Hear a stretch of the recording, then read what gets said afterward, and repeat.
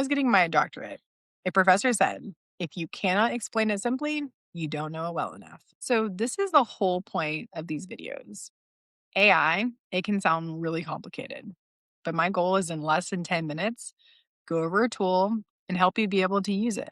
I'm Liz Moyer, Doctor of Strategic Leadership, and as an Air Force officer, I've deployed around the world, worked at the Pentagon, and definitely used a lot of AI. About a year ago, I talked about NotebookLM, and I want to go over some awesome updates. So let's jump in. All right, new features, my favorite. Here's a quick overview of what we'll discuss.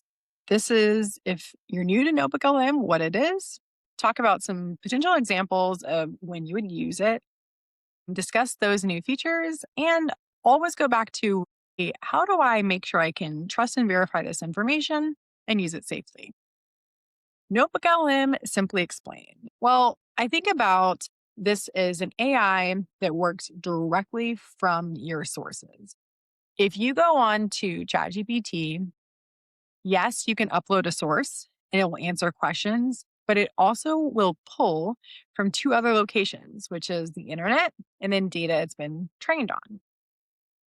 What I love about this is if you really want to deep dive a document or multiple documents, you're actually going to have a tool that will not look at other references. They'll only look at what you have. Diving into the features that got better, I will actually open up the platform.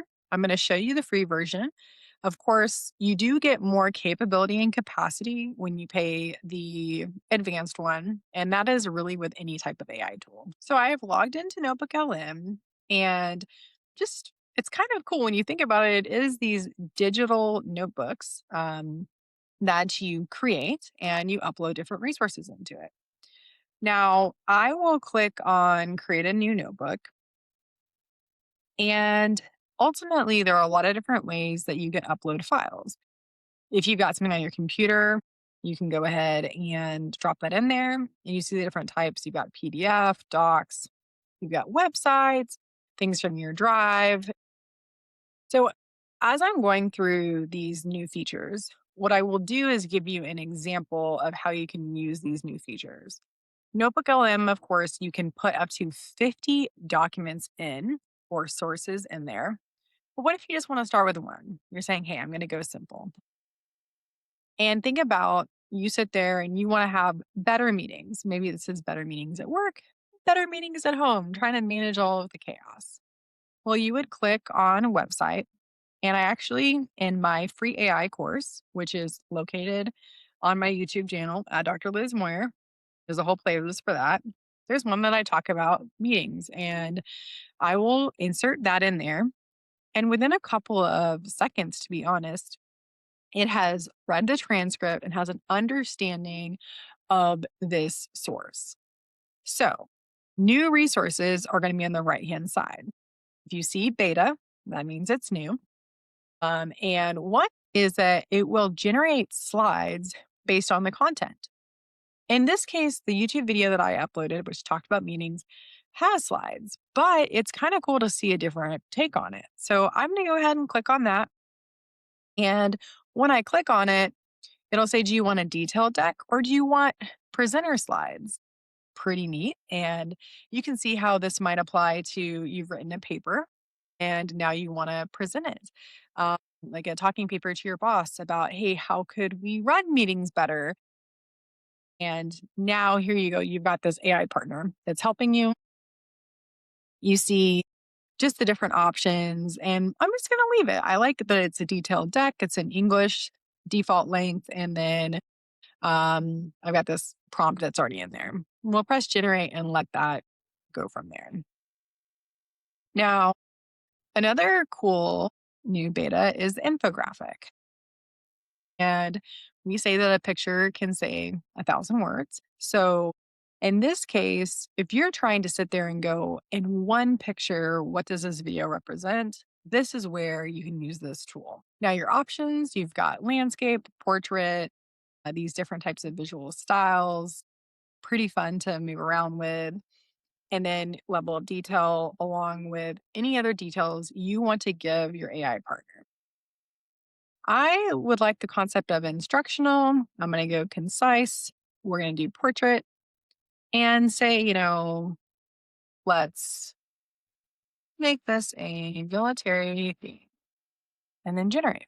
So these features really are taking the context, whatever you put in there, and digesting it and saying, how can we visually display this? And that is something that AI has made a lot of progress on in the past year.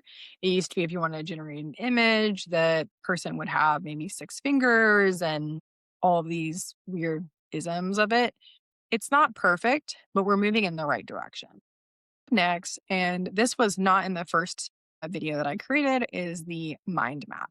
And so we'll click on that, and what I really enjoy about a mind map is something to understand how things sort of lay out and how they are related. If you haven't worked with a mind map, I'll show you real quickly what that looks like. You have that main idea on the left hand side, which is hey, you need to have a toolkit for running meetings, and AI can help you. And then what you see is that in this video that I've produced, I go over these different topics of meeting fundamentals. If you want to go further into, well, what did she say about meeting fundamentals? I click on it and then it will display, well, she said, this is when you should meet, when to skip, hybrid mixed approaches. And you can continue on down the mind map. And it might spur an idea and go, yeah, I've been thinking about how to have better meetings, and really specifically, I want to dig a little bit deeper into how you could do recordings. And that might stem your research in the future on how you would move forward. Now, the audio overview has also had some major upgrades. I'll click on that, and you can see the customization has increased significantly. Do you want a deep dive, a brief, a critique, a debate? Same thing with the length and the focus of this. So you sit there and you go, okay, well, yeah, Liz has said this is how I think meetings should run and how you can use AI, but I'd like a critique of it. Well, now you can click on here, you can say, I want it to be short, just want a quick one. And let me put in if I agree with the what it should focus, I can just press tab and it will then put in that information. But I could also say, I am a busy stay at home mom and I want to know how this would apply to me. Then I will press generate and just say, like, I love Southern jokes and analogies. It adds a little bit more context and maybe helps you remember something a little bit better. And it might seem odd. Wait, Liz, you're sharing a YouTube channel like video. Why would you do this with NotebookLM? It's just an example. You could do this with a recipe. You could do it with a lot of documents. Let's say you've just started a new job and they've given you 10 policies. Well, let's throw that in there and have an understanding about what are all the policies that I need to be following if I'm in a really regulated position. On the flip side, you might have a new team and you want to provide guidance to your team. So you look at all the documents that you've given, you can throw those documents in there. As I mentioned before, up to 50 documents, and then ask questions and say, what's missing? Here I'm able to, at this bottom, this is not a new feature, but I do want to point out something. Going back to the concept of why Notebook LM is a little bit different, is that it's not going to look for outside resources. So if I say, what do other experts say about how to do meetings? It's going to answer, but it's only going to look at what I have said in the video. And so I reference the WIN framework, which is Michael Hyatt. I reference the 7-minute drill, which is the military.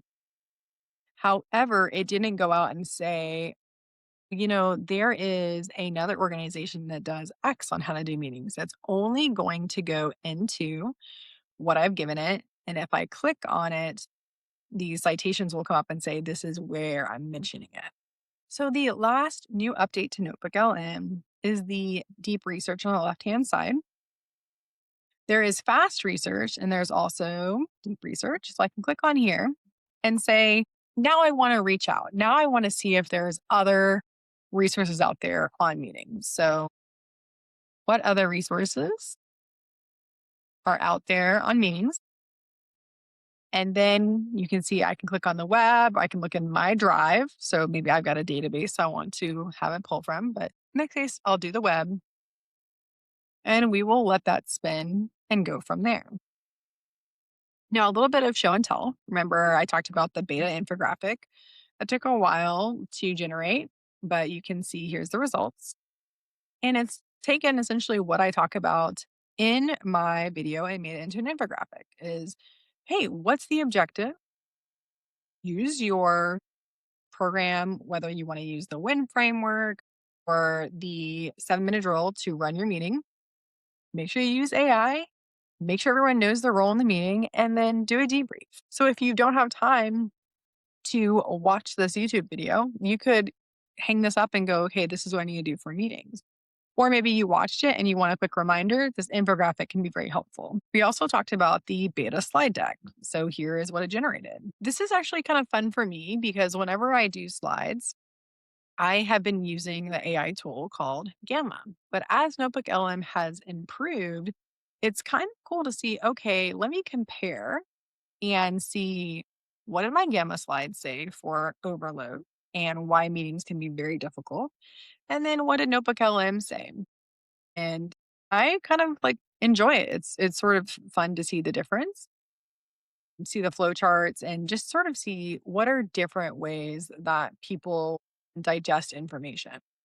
So a quick trust check, and I mentioned this earlier, is how much can you really look at NotebookLM and say, is this information true?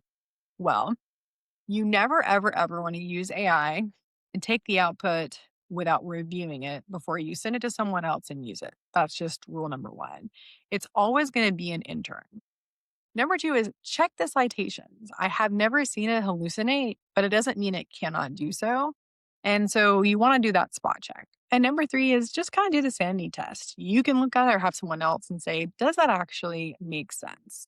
Now, my favorite tool by far with NotebookLM, although a lot of the resources on here are great, is the podcast. And I'll just play just a minute of it for you to see kind of what it does. Okay. So you can see that it took in the context of saying I'm a stay-at-home mom, and it is already mentioned this is going to be a critique. What I enjoy about this, I can click on the 3 dots, I can download this, and now when I am walking, I'm driving or doing dishes, laundry, things like that, I can listen to it offline, which is really cool.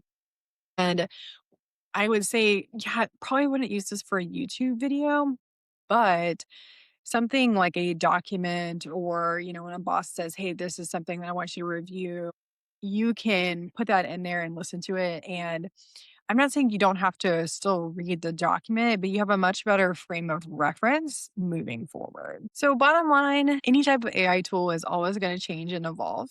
Typically, every 3 months, I'll actually ask it, "Hey, what's changed? What's happened?" And then go around and look and see all those updates. So, subscribe and check out the updates that I have on other AI tools that can help save time. Additionally, if you are looking to save time at work, I have a free AI course where you're able to reclaim up to 15% of your work week just using some simple tricks with a free AI tool that can be any type of generative AI like Claude, ChatGPT, or Gemini.